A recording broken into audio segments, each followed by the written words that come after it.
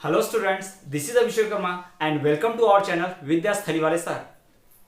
सो students, आज हम आपके लिए लेकर आए हैं क्लास 8 सीबीएसई एनसीईआरटी का हिस्ट्री का third chapter ruling the countryside का 7th वीडियो लेक्चर। जी हाँ, इसके पहले इस चैप्टर के हम 6 वीडियो लेक्चर ला चुके हैं जिसमें हमने डिटेल में बात की है कि परमानेंट सेटलमेंट, महलवारी सेटलमेंट, मुंडो सिस्टम, ये सब क्या थे, इनके बारे में हमने डिस्कस किया है। आपने अगर वो वीडियोस नहीं देखे तो आप हमारे चैनल पर जाकर प्लेलिस्ट में सारे वीडियोस को देख सकते हैं, नोट्स प्रिपेयर कर सकते हैं। और चलिए, आज का जो वीडियो लेक्चर हमारा होने वाला है 7वां वीडियो लेक्चर, उसमें हम बात करेंगे कि जो भी इंडिगो उगाया जाता था इंडिया में, वो इंडिगो उगाने का सिस्टम कैसा था, हाउ इंडिगो वॉज कल्टिवेटेड, इसकी हम बात करने वाले हैं। तो चलिए, बिना किसी देरी के आज के अमेजिंग वीडियो को हम शुरू करते हैं। लेकिन उससे पहले एक रिक्वेस्ट, वीडियो को लाइक कीजिए, ज्यादा से ज्यादा शेयर कीजिए, और ताकि इस वीडियो से ज्यादा से ज्यादा लोग नॉलेज गेन कर पाए। तो चलिए, बिना कोई समय गवाए आज के इस अमेजिंग वीडियो को हम शुरू करते हैं।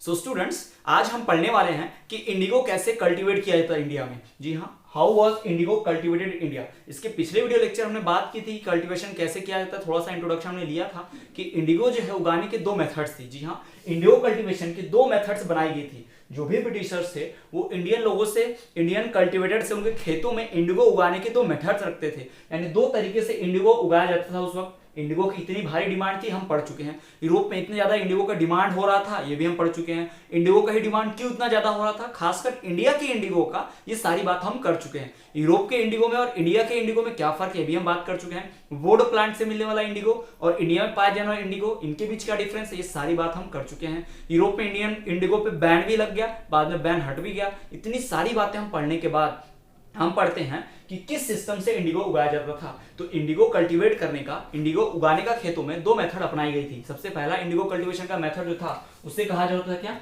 निज सिस्टम। क्या कहा जाता उसे, निज सिस्टम। दूसरा जो सिस्टम था वो था रैयत सिस्टम, या फिर रैयतवारी सिस्टम भी कहते थे। इसे निज कल्टीवेशन या निज सिस्टम कहते हैं। दूसरा रैयतवारी सिस्टम या फिर रैयत कल्टीवेशन कहते हैं। तो ये हमें ध्यान रखना है कि इंडिगो उगाने के 2 मेथड्स हैं, 2 कल्टीवेशन मेथड्स हैं। किसके उगाने के, इंडिगो उगाने के, इंडिगो कल्टीवेशन करने के। एग्जाम के पॉइंट ऑफ व्यू से आपको ध्यान रखना है, ऑब्जेक्टिव में या 1 वर्ड में पूछा जा सकता है, how many methods are there to cultivate indigo. There are 2 methods to cultivate indigo, first निज सिस्टम एंड द सेकंड रैयत सिस्टम। तो चलिए, हम बात करते हैं डिटेल में एक एक करके इन दोनों सिस्टम्स के बारे में। सबसे पहले हम पढ़ेंगे निज सिस्टम या फिर निज कल्टीवेशन के बारे में। So students, let us talk about the first method of indigo cultivation, that is the niche system of cultivation.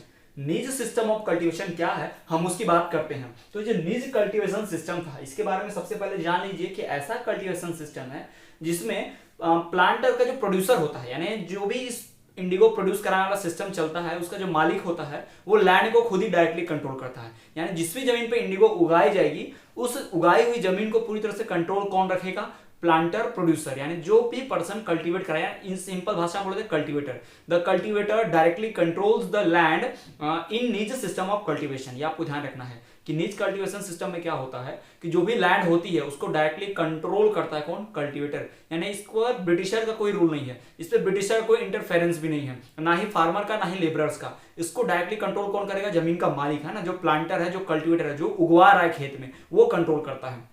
चलिए, हम डिटेल में बात करते हैं और समझते हैं कि सिस्टम में किस तरह से परफॉर्म होता था। देखिए, in this system the planter directly controlled the land in which Indigo produce. जिस भी जमीन में इंडिगो प्रोड्यूस होगा, उस जमीन को कौन कंट्रोल करता है, डायरेक्टली कौन कंट्रोल करता है, planter. The planter directly control the land in which Indigo is produced. जिस भी जमीन पर इंडिगो प्रोड्यूस्ड होगा, उस लैंड को डायरेक्टली कौन कंट्रोल करेगा, प्लांटर कंट्रोल करेगा। तो ये बात हमें बहुत ही ध्यान रखनी है। ये किस सिस्टम में होता है, निज कल्टीवेशन ऑफ सिस्टम में होता है। फिर रैयतवारी सिस्टम में क्या होता होगा, हम उसकी बाद में बात करेंगे, और फिलहाल हम निज कल्टीवेशन की बात कर रहे हैं। तो निज कल्टीवेशन में एक ही बात ध्यान रखनी है, the planter directly control the land in which Indigo is produced. Planter उस जमीन को डायरेक्टली कंट्रोल करता है जिस लैंड पर क्या प्रोड्यूस होने वाला है, इंडिगो प्रोड्यूस्ड होने वाला है। तो ये पहली बात समझ ली हमने निज कल्टीवेशन की। अब हम दूसरी बातें करते हैं।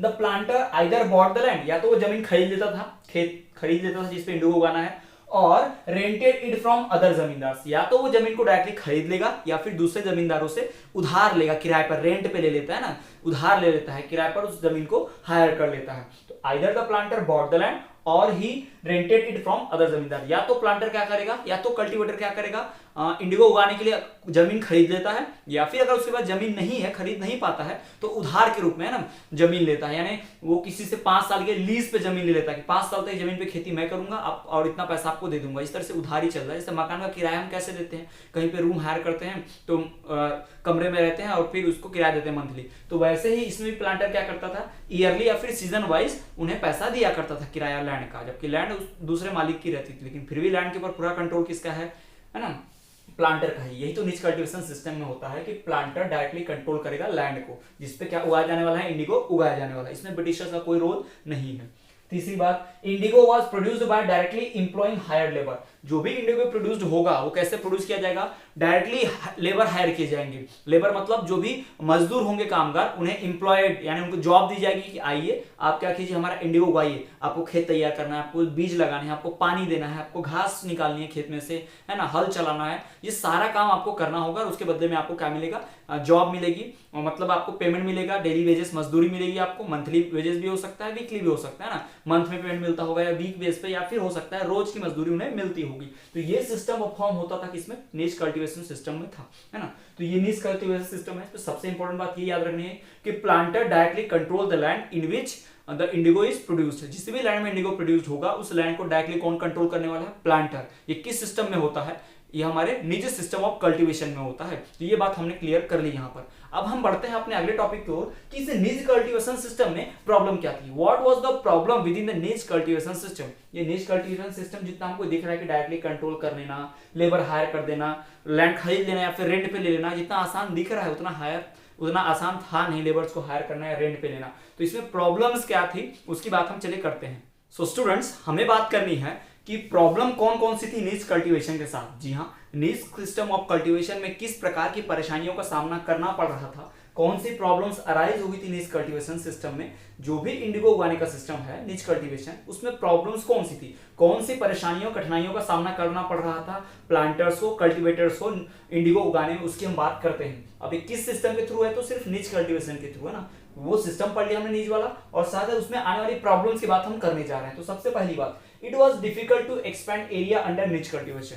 निच कल्टीवेशन के अंडर एरिया बढ़ाने में बहुत ही प्रॉब्लम हो रही थी। It was very difficult to increase area under निच कल्टीवेशन।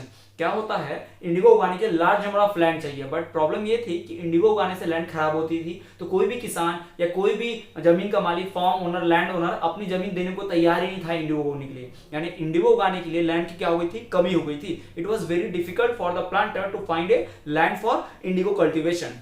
दूसरी बात, planters required large areas to cultivate indigo, और इंडिगो उगाने के लार्ज लैंड चाहिए। छोटे छोटे स्मॉल प्लॉट ऑफ लैंड्स में इंडिगो नहीं उग सकता, उसे उगाने के लिए क्या चाहिए, ज्यादा एरिया चाहिए, बड़ा एरिया चाहिए, ताकि ज्यादा से ज्यादा प्रॉफिट कमाया जा सके। लेकिन जो भी हमारे प्लांटर्स थे वो अनेबल थे फाइंड करने में लार्ज लैंड। क्यों, तो प्रॉब्लम हम पहले बता चुके हैं कि लैंड इसलिए परेशानी से मिल रही है, मुश्किल से मिल रही है, मिल ही नहीं रही है क्योंकि कोई भी अपनी लैंड देने को तैयार नहीं है। क्योंकि बाकी लोग इंडिगो की जगह राइस उगाते हैं, वो बिजी हैं राइस कल्टीवेशन में, और अगर इंडिगो उगाने के लिए लैंड देंगे तो क्या होगा, सॉइल की फर्टिलिटी खराब हो जाएगी, उनके लैंड की फर्टिलिटी खराब हो जाएगी, और उन्हें फिर दूसरा वीट, राइस या दूसरी क्रॉप्स उग नहीं पाएंगे इंडिगो उगाने के बाद। इसलिए कोई भी इंडिगो के अंडर अपनी जमीन किराए पे देने के लिए, रेंट पे देने के लिए तैयार नहीं था। या कोई भी फार्मर, ज्यादातर फार्मर तो उगाना ही नहीं चाहते थे इंडिगो, वो सिर्फ राइस क्रॉप और दूसरी क्रॉप्स इंडिगो को छोड़ के, है ना, इडेबल फूड ग्रेन्स, अनाज उगाने की कोशिश करते थे।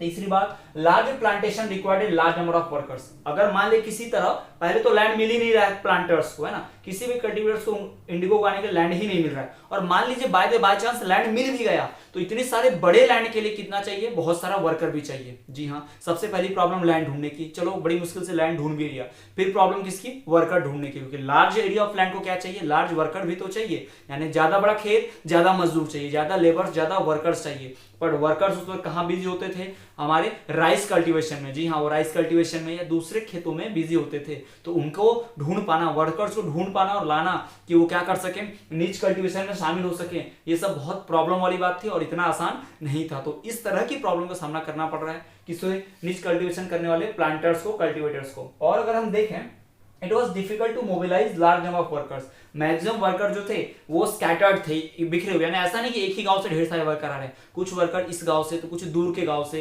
कुछ वर्कर्स राइस कल्टीवेशन में बिजी हैं तो कुछ वर्कर जो है शुगर कल्टीवेशन में, यानी दूसरे दूसरे कामों में भी क्या लगे हुए हैं, लेबर्स वर्कर्स लगे हुए हैं। तो उन सारे लेबर्स को जगह जगह से इकट्ठा करना, मोबिलाइज करना, मोबिलाइज का मतलब क्या है, इकट्ठा करना, large number of plantation required large number of workers. अब लार्ज नंबर ऑफ वर्कर लग तो रहे हैं, ठीक है, चलो लार्ज नंबर ऑफ वर्कर लग भी रहे हैं, but it was difficult to mobilise. Mobilise का मतलब क्या है, इकट्ठा करना, यानी लेबर्स को एक गांव से 2-3 उठाओ, फिर एक गांव से 2-3 उठाओ, फिर इनको इकट्ठा करो, फिर अपने खेत तक लेकर जाओ। ये बहुत ही बड़ी प्रॉब्लम थी, है ना, इस बहुत ही डिफिकल्ट फाइंड कर रहे थे प्लांटर्स, कल्टीवेटर, कि इतने सारे वर्कर्स को इकट्ठा मोबिलाइज कैसे किया जाए, बहुत ही परेशानी वाली बात थी।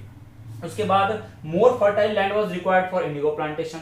इंडिगो के प्रोडक्शन के लिए, इंडिगो के प्लांटेशन के लिए ज्यादा उपजाऊ जमीन, मोर फर्टाइल लैंड की आवश्यकता थी। लेकिन आपको हम पहले बता चुके हैं कि कोई भी इंडिगो उगाने के लिए, अगर मान लीजिए किसी एक साल इंडिगो उगा भी लिए, एक साल किसी ने पूरा इंडिगो उगा लिया, तो अगले साल के लिए वो लैंड क्या हो जाएगी, खराब। तो अगले साल हमें फर्टाइल लैंड कहां से मिलेगी, जब सारे लैंड को हम इनफर्टाइल कर देंगे इंडिगो उगा के, तो क्या नेक्स्ट ईयर हमें फर्टाइल लैंड मिलेगी, नहीं मिलेगी। तो it was very difficult to find a fertile land for the production of indigo. जी हाँ, इंडिगो उगाने के लिए फर्टाइल लैंड को ढूंढना बहुत ही मुश्किल हो जाता था, बहुत परेशानी का कारण था, कैसे हम इंडिगो उगाने के लैंड ढूंढे। तो इस सारी प्रॉब्लम्स का सामना करना पड़ा था प्लांटर्स को, कल्टीवेटर्स को, किसे उगाने में, इंडिगो उगाने में।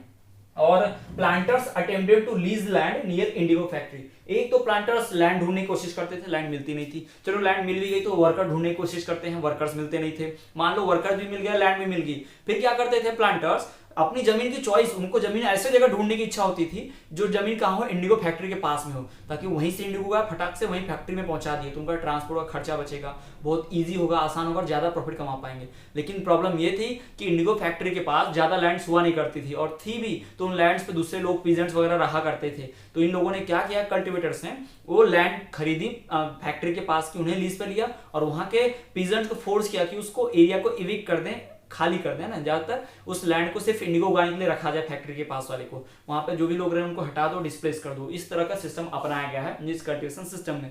तो ये परेशानियां हैं किसमें, निच कल्टीवेशन सिस्टम में। निच कल्टीवेशन में सिस्टम में आने वाली परेशानियों की हमने बात की है, अगर फिर से हम रिवाइज करें तो सबसे पहली बात, it was very difficult to expand area under निच कल्टीवेशन। निच कल्टीवेशन के अंडर एरिया को एक्सपैंड करना बहुत ही मुश्किल काम था, ये पहली परेशानी।